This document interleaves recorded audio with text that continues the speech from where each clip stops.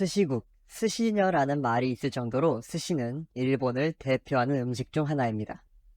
제 생각에 이 스시야말로 일본을 단 하나의 개념으로 표현해 주는 것이라고 생각합니다.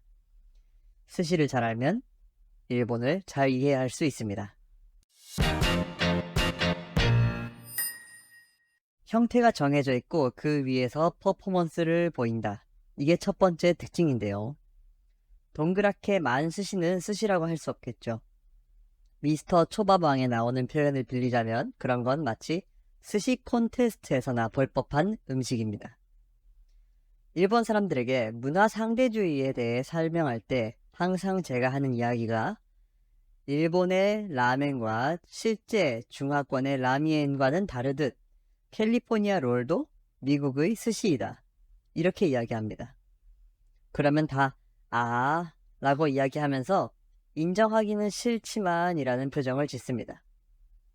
일본 입장에선 캘리포니아 롤은 스시가 아니라는 거죠.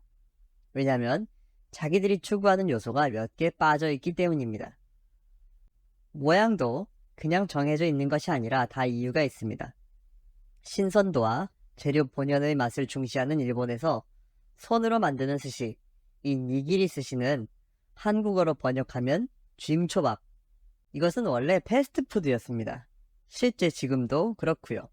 우리가 패스트푸드라는 말을 들으면 햄버거집을 자연스럽게 떠올려서 그렇지 스시집도 앉아서 재료를 주문하면 거의 바로 나오는 개념이지요. 왜냐하면 불을 쓰지 않기 때문입니다. 즉, 스시는 어찌 보면 동양의 샌드위치라 할 수도 있는 셈입니다. 스시를 카운터석에서 주문하면 바로 나오는 것과 마치 패스트푸드점, 예를 들면 서브웨이에서 세트를 얹어주는 것은 목적성이라는 점에서는 같다는 겁니다. 다만 그 이유는 각자 신선함과 간편함이라는 완전히 상반된 이유를 갖고 있습니다. 그렇게 보면 스시의 형태가 정해져 있는 것은 마치 식빵이나 햄버거 번 형태가 정해져 있는 것과 같다고 할 수 있겠죠. 잘 생각해보면 일본의 모든 문화가 그렇습니다. 일본이 뒤떨어져 있다는 이야기가 나올 때 항상 나오는 이야기가 도장이지요. 도장이 별 모양이어도 될까요? 세모 모양이면 안 될까요? 반드시 원형이어야 하고 대체로 직경 2cm 미만입니다. 그 안에서 예술성을 추구하죠. 그 외에도 모나카, 양갱, 거기에 도자기, 서예, 건축, 큰 틀은 다 정해져 있고 마지막 10% 혹은 1% 활용 점정을 어떻게 하냐에 따라 그 전체의 분위기가 바뀐다고 일본 사람들은 생각합니다. 그나마 라멘이 여러 계열을 필두로 하여 다양한 퍼포먼스를 보여주지만 그마저도 무슨 계열에 끼지 않으면 근본 없는 라멘 취급을 받습니다. 그리고 반드시 그 불편한 중국식 수저, 렌게를 제공하며 중국식 그릇에 제공하는 것이 그 틀이라 할 수 있습니다. 튀김 덮밥, 텐동에도 꼭 뚜껑을 씌워주고 장어 덮밥도 꼭 엄청 불편한 네모난 도시락통에 나옵니다. 메밀도 물기가 빠질 수 있는 구멍난 식기에 줍니다. 냉장고와 세탁기도 일본에서는 집 안에 놓아야 할 장소가 미리 정해져 있습니다. 이런 건 일본 특유의 꼼꼼함을 발전시켜 주었지만 어떤 테마, 즉 이것이 무엇을 만드는 것인지가 정해지지 않은 상황에서는 어떻게 처음부터 쌓아 올려야 할지 그들은 생각하기 힘들어합니다. 일본 문화 좋아하시는 분들이 많지만 안 좋아하시는 분들도 계세요. 그분들 중에는 내가 보기엔 거기서 거기야 라는 말씀을 하시는 분들이 계십니다. 디테일한 부분이 전체를 대변할 수는 없다고 생각하시는 분들 눈에는 다 똑같은 것으로 보이는 겁니다. 두 번째, 시간과 맛에 상관관계가 있습니다. 스시는 아주 잠깐 맛있는 음식입니다. 물론 생선 요리가 다 그렇지만 아예 익히지 않은 음식이기 때문에 몇 분만 지나도 맛이 없어집니다. 역시 이것도 한정된 시간에 빛나는 것을 좋아하는 일본답습니다. 세 번째, 예술성을 추구합니다. 스시는 그 간편함에 비해선 전 세계적으로 고급 요리로 팔립니다.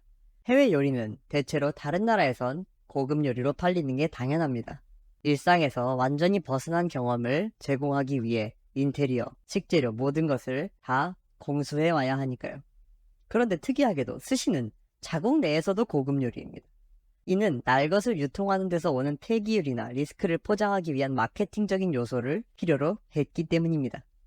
우리나라도 고급 해산물집 같은 곳 가면 시가로 팔고 있지 않습니까? 그것의 글로벌 버전인 셈입니다. 또한 스시는 접시 위에 놓인 형형색색의 재료들로 눈을 즐겁게 해주기도 하면서 스시 재료가 아닌 엽차나 된장국으로 그 주변 메뉴들의 색깔도 한데 어우러져 멋진 풍경을 연출합니다. 거기에 더해 정중한 말투를 쓰는 주방장, 멋진 칼솜씨, 그 주방장 뒤로 보이는 벽장식, 즉 한 끼의 식사가 마치 하나의 프레젠테이션처럼 보이는 효과가 있는 셈입니다. 회전초밥집이 값싼 이유는 음식이 나만을 위해 제공되고 있지 않다는 것도 있지만 애초에 최대 효율을 주기 위해 레일을 돌려야 하다 보니 주방장의 멋진 작업 공간을 보기 힘들다는 점도 한몫합니다. 주방장의 배경이 작업 공간이 아닌 다른 서비스를 받는 손님입니다. 우리는 그 배경값만큼 회전초밥집에서 할인을 받고 있는 셈입니다. 오늘은 좀 단순한 주제를 들고 와봤습니다. 제가 일본에 살면서 이런 주제로 이런 이야기를 풀게 될 줄은 솔직히 상상도 못했습니다.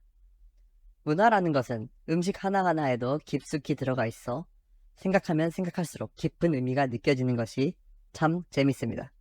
이게 문화의 맛이라고 생각합니다. 감사합니다.